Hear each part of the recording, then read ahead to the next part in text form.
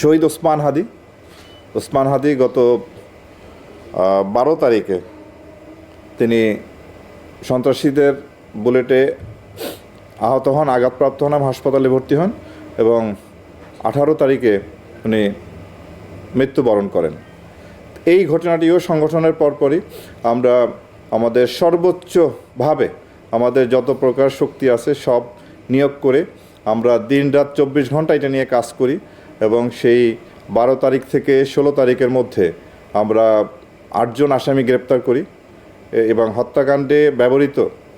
যে 2টি পিস্তল সেটি আমরা উদ্ধার করি এবং এর সাথে অ্যামুনিশন ও ম্যাগাজিন আমরা উদ্ধার করি। তো এই ঘটনাটি এখনও আমরা এই ঘটনার যে মূল আসামি ফয়সাল এবং আলমগীর তাদের গ্রেপ্তার করার জন্য আমাদের প্রচেষ্টা অব্যাহত আছে